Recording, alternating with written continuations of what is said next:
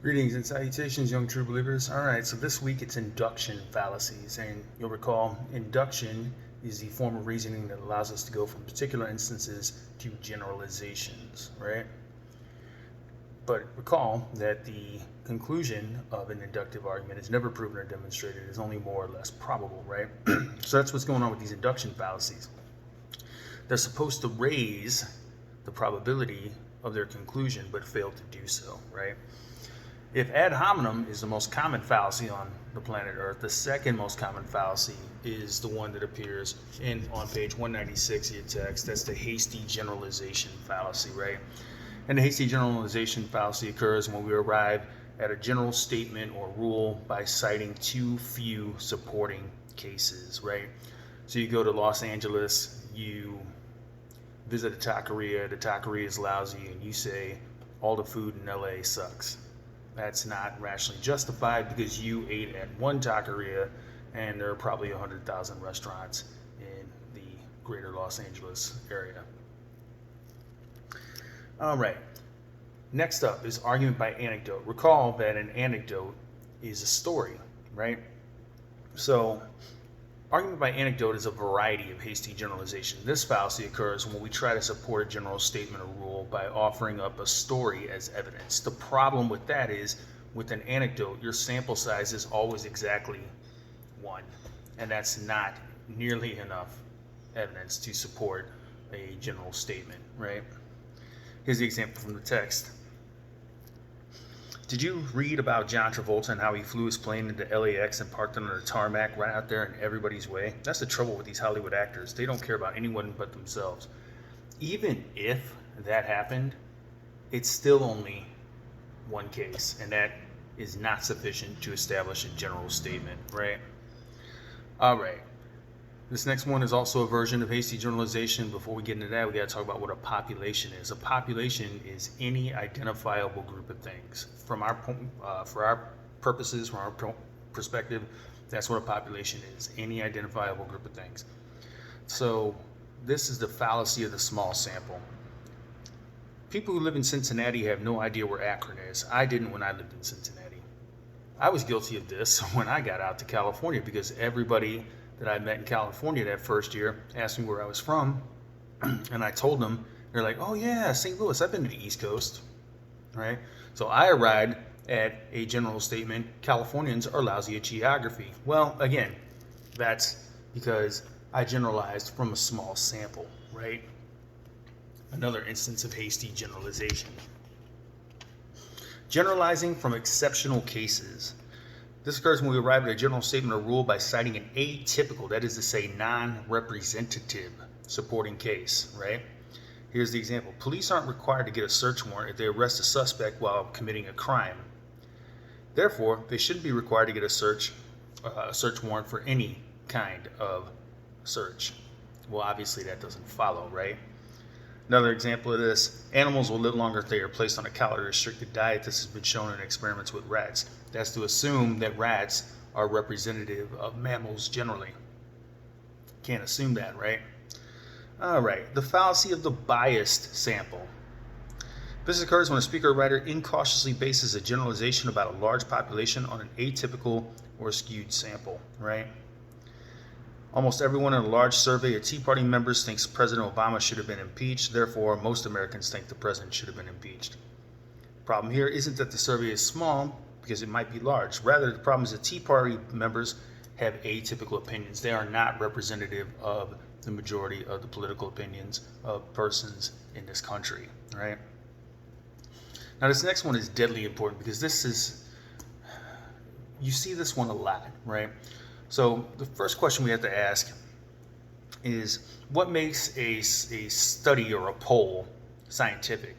Well, we're going to talk a lot about that when we get to chapter 11, but in brief, right, what makes it scientific is that the respondents in the poll are selected at random, right? So with that bit of information under our belts, right, let's talk about cable news networks, MSNBC, Fox, and they always run these polls, right? They're call-in or they're online polls, right? Do you approve of the president's job performance, right? Here's the problem. You can vote or you can weigh in on those polls as many times as you want.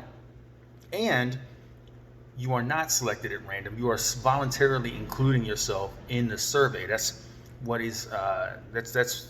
what's known as the self-selection fallacy, right?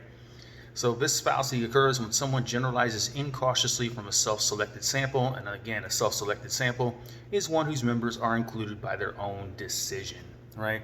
So if you're watching Tucker Carlson, right, and he has a poll, do you approve of President Trump's job performance? And at the end of the poll, at the end of his show, he releases the results from his poll, and 90% of the people say they do. Don't put any credence in that poll, because one, you would expect that result from a Fox News poll, and B, and more importantly, the people who responded voluntarily included themselves in that poll, right? The fallacy of accident. This occurs when a speaker or writer assumes that a general statement automatically applies to a specific case that is or may well be exceptional, right? Here's the example from the text. Everyone should have access to a college education. Therefore, anybody who applies should be admitted to Cal Poly. Well, here's the problem, right? The university literally can't accept everybody who applies, because then they don't have the physical capacity at the university to accommodate all those students. But B, you might need special skills to attend that university if the university can't provide initially, right? Or they might not have the funding, right, to support all those students. So again, it just does not follow, right, that from the fact that everybody has a right to a college education, that the university should admit everyone. All right. The weak analogy. So an analogy, as you know, is a comparison of two or more things, right, trying to draw parallels between them, right? Analogies are extremely important, and arguments from analogy in particular are used in law, they're used in philosophy, they're used in science. Every single human intellectual endeavor uses or employs arguments from analogy. Why? Because arguments from analogy allow us to explain the unfamiliar in terms of the familiar. That's their value, right? So a weak analogy is a weak or debatable argument based on unimportant similarities between two or more things. So when you were a kid and you wanted to go spend a night at your friend's house, and your mom said no, and you text your friend, you say, my mom's just like Hitler, that's a weak analogy, because your mom is not a genocidal dictator that started a war that killed 50 million people, right? But here's a more serious example of this, and you hear this one in political circles a lot. The federal government is just like a private household. If it doesn't balance its budget, it will go bankrupt. That's actually a terrible argument. You hear that a lot, not to pick on anybody's political leanings, but you hear this a lot from conservatives, right? Here's the problem. The analogy is weak because the federal government has ways of staving off bankruptcy indefinitely, in ways that aren't available to a private household. They can raise taxes, they can print more money, that leads to inflation, but they can't do that. And they can also sell stocks and bonds. They can elicit or try to solicit, foreign investment. So there's a lot of things they can do that a private household cannot. It's a weak analogy. This is a good one. This one needs to be cited, this example, because a lot of people hear about this and they automatically assume that it leads to a really bad conclusion. So in the 1960s, climate scientists were worried about global cooling. That's true, right? And their worries turned out to be unjustified. Therefore, their present concern with global warming will also turn out to be unjustified. Here's the problem. We're 60 years removed from the 1960s. Everything has improved. Climate modeling, satellite technology, computer technology, right? In short, we're getting more accurate information, and we're getting it quicker, right? That's where that analogy breaks down. All right, gang. So I will be back on Wednesday with more of these fallacies.